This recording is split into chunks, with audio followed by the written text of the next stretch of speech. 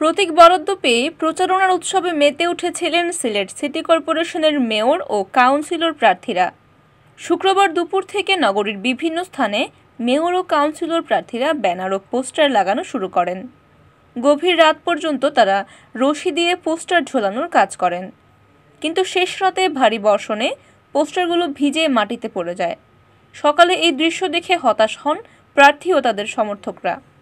জানা গেছে, শুক্রবার দিবাগত গভীর রাত পর্যন্ত পোস্টার লাগানোর কাজ করেন বিভিন্ন মেয়র ও কাউন্সিলর প্রার্থীদের সমর্থকেরা। বেশিরভাগ প্রার্থী শ্রমিক লাগিয়ে পোস্টার লাগান। রাস্তার পাশেও বিভিন্ন গুরুত্বপূর্ণ স্থানে তারা রশি দিয়ে পোস্টার ঝুলিয়ে রাখেন। কিন্তু শনিবার ভোররাতে সিলেটে মুষলধারে বৃষ্টি হয়।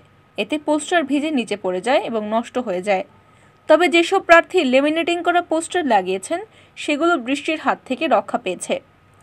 এদিকে প্রথম দিন যাদের পোস্টার ভিজে নষ্ট হয়েছে তারা শনিবার পোস্টার লেমিনেটিং করে লাগাতে দেখা গেছে।